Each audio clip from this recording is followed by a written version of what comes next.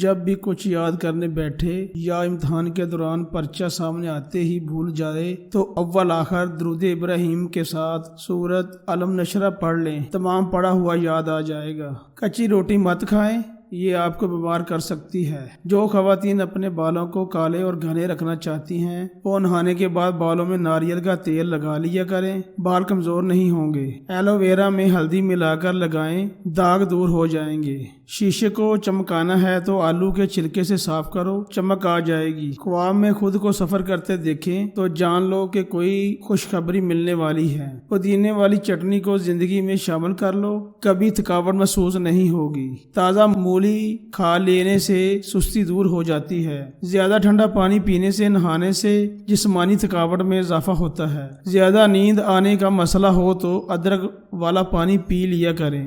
شلجم کچا کھاؤ، دماغ اور نظر تیز ہوگی۔ اگر آپ کو پیٹ کا درد ہے تو پودینے کے پتے چبا لیں۔ اگر لوز موشن ہو تو کیلے پر زیرہ لگا کر کھاؤ۔ رات کو وضو کر کے سونے سے برکت ہوتی ہے۔ زیادہ پانی پینے والا بندہ ہمیشہ طاقتور اور توانا رہتا ہے۔ زیادہ کھانے والا بندہ ہمیشہ سست رہتا ہے۔ زیادہ بولنے والا انسان کم عقل ہوتا ہے۔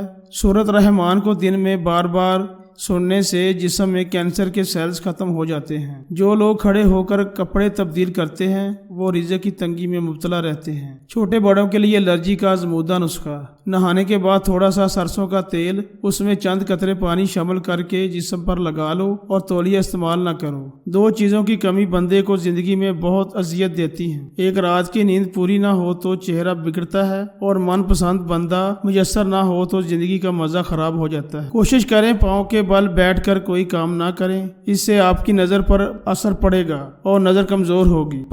پرانی کھانسی دور کرنی ہے تو امرود کی راکھ کھائیں۔ اگر ماہواری کے ایام میں ٹانگوں اور پیٹ میں درد ہو تو ادرک اور نیم کے پتوں کا رس ملاؤ اور پی جاؤ، فوری آرام آ جائے گا۔ معدے کی گرمی اور جلن کے لیے تخم ریحان 5 گرام، گوند کتیرا 5 گرام، چھلکا اسکبول 20 گرام۔ ان کو رات کو 2 گلاس پانی میں بھگو دیں، صبح اٹھ کر چھان کر دودھ میں ملا کر پی لیں۔ اگر دل کرے تو چینی ملا لیں۔ ہاتھ پاؤں سینے کی جلن اور معدے کی گرمی کا بہت عمدہ علاج ہے۔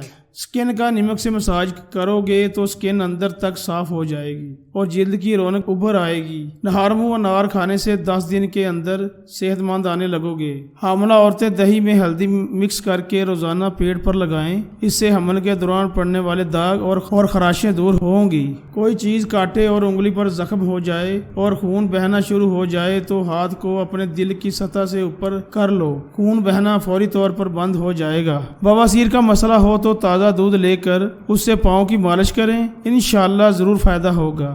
نہار منہ ٹماٹر کھا کر دودھ پی لینے سے خون تازہ اور صاف ہوتا ہے۔ دودھ بھینس کے دودھ سے ہلکا ہوتا ہے اور یہ کینسر سے بچاتا ہے اور یہ جلدی ہضم ہو جاتا ہے۔ بابا جی سے کسی نے پوچھا زندگی کیا ہے؟ بابا جی نے ہتھیلی پر تھوڑی سی خاک رکھ کر پھونک مار کر اڑا دی اور کہا یہی زندگی ہے۔ گنا چوسنے سے جلد کبھی کالی نہیں ہوتی۔ کیلا اور انڈا ایک ساتھ کبھی مت کھائیں، جسم کے لیے نقصان دہ ہو سکتا ہے۔ کھانے سے قبل گڑ کا ایک ٹکڑا کھا لینے سے آپ ہمیشہ جوان نظر آئیں گے۔ جن لوگوں کے منہ میں اکثر چھالے بن جاتے ہوں وہ کھانے کے بعد سونف کھایا کریں۔